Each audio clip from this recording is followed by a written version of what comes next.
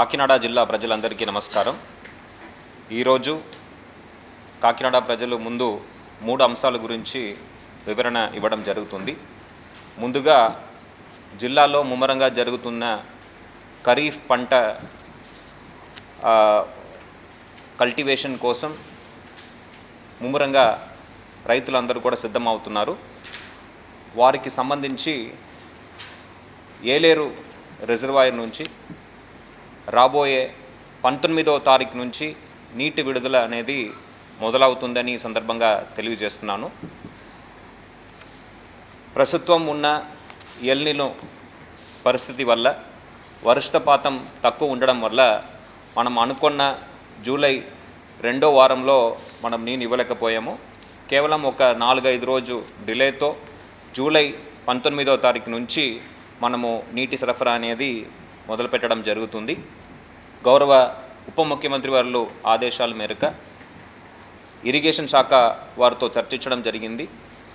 వారితో డిస్కస్ చేసిన తర్వాత ప్రస్తుతం ఏలేరు రిజర్వాయర్లో ఉన్న 8.68 టీఎంసీని మనము గోదావరి పురుషోత్తపట్నం ఎత్తిపోతల పథకం ద్వారా ఆగ్మెంట్ చేసుకొని రాబోయే జూలై 19 నుంచి ఏదైతే ఏలేరు కింద ఉన్న 53,000 ఎకరాలు ఆయకట్టు ఉందో వాటి అన్నిటికి కూడా పూర్తి స్థాయిలో నీటి సరఫరా చేయడానికి సిద్ధమవుతున్నాము.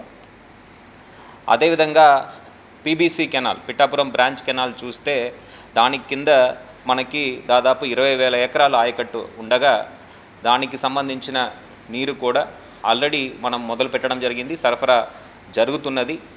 వాటిని కూడా పూర్తి స్థాయిలో అందించే విధంగా చర్యలు చేపట్టడం జరుగుతుంది.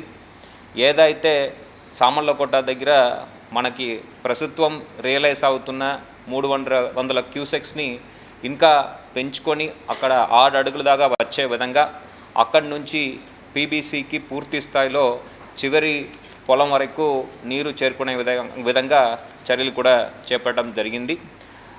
రేపు కానీ ఎల్లుండి కానీ నుంచి పూర్తి స్థాయిలో సామర్లకోట దాకా నీళ్ళు వచ్చే విధంగా అక్కడి నుంచి పీబీసీ ద్వారా కొత్తపల్లి మండలం వరకు ఎటువంటి ఇబ్బంది లేకుండా చివరి రైతు వరకు మనము నీళ్ళు వెళ్ళే విధంగా, ఎస్పెషలీ ఆర్ఆర్బి ట్యాంక్ కింద ఉన్న 10,000 ఎకరాల ఆయకట్టు ఏదైతే ఉందో వాటికి కూడా నీళ్ళు అందించే విధంగా కూడా మానిటరింగ్ చేయడం జరుగుతుంది. రాబోయే 1-2 రోజుల్లోనే ఈ సామర్లకోట దగ్గర మనకి ఎక్కువ రియలైజేషన్ జరుగుతుంది.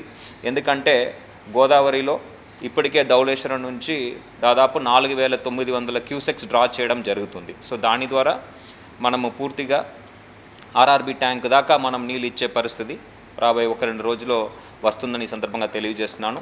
అదేవిధంగా గోదావరి ఈస్టర్న్ డెల్టా ప్రాంతంలో ఉన్న అన్ని మండలాలు, కాజులూరు, కరప్ప, తాల్రేవు, ఈ మండలాల్లో కూడా టైల్ అండ్ ఫార్మర్స్, చివరి ఉన్న రైతులందరికీ కూడా నీళ్ళు అందించే విధంగా అక్కడ ఉన్న జేఈస్ కోఆర్డినేట్ చేసుకుంటున్నారు. వాళ్ళు కూడా అక్కడ రెగ్యులేట్ చేసుకొని ఒక షెడ్యూల్ పెట్టుకొని వాళ్ళు ఆ నీటి సరఫరా అనేది మానిటర్ చేస్తున్నారు. రాబోయే 1-2 రోజుల్లో అక్కడ కూడా చివరి రైతు దాకా నీరు చేరుకునే విధంగా కూడా మనము మానిటర్ చేసుకుంటున్నాము. ఇదే విధంగా మిగతా రిజర్వాయర్స్ నుంచి మనకి చూస్తే ఏదైతే ఏలేరు నుంచి మనము రిలీజ్ చేస్తున్నామో ఆ సందర్భంలోనే తిమ్మరాజు ట్యాంకు కూడా మనము 50 క్యూసెక్స్ దాకా రిలీజ్ చేయడం జరుగుతుంది 19వ తారీఖు నుంచి. సో తిమ్మరాజు ట్యాంక్ కింద ఉన్న ఆయకట్టుదారు కూడా దాన్ని బట్టి ప్లాన్ చేసుకోవచ్చు. దెన్ తాండవ సంబంధించి పక్క జిల్లా పరిధిలో వస్తుంది కాబట్టి అక్కడ రాబోయే వారంలో వాళ్ళు మీటింగ్స్ నిర్వహించుకొని వాళ్ళు వివరణ ఇవ్వడం జరుగుతుంది. దాన్ని బట్టి మన రైతులకు కూడా తాండవ కింద ఉన్న ఆయకట్టు ఉన్న రైతులందరికీ కూడా మనం వివరణ ఇవ్వడం జరుగుతుంది. పంప వచ్చేటప్పటికి మనము ఫస్ట్ వీక్లో ఆగస్ట్ మొదటి వారంలో మనము నీళ్ళు ఇచ్చే పరిస్థితి ఉంటుంది. ఆ క్యాచ్మెంట్లో అంతా నీళ్ళు పట్టాల్సిన అవసరం ఉంది కాబట్టి వర్షపాతం పట్టి తాండవ అంటే పంప పరిధిలో ఉన్న ఆయకట్టు దాదాపు 8,985 ఎకరాలు పంపా కింద ఉన్నాయి. వాటి అన్నిటికీ కూడా ఆగస్టు మొదటి వారం తర్వాత నుంచి నీళ్ళు ఇచ్చే పరిస్థితి అనేది ఉంటుంది.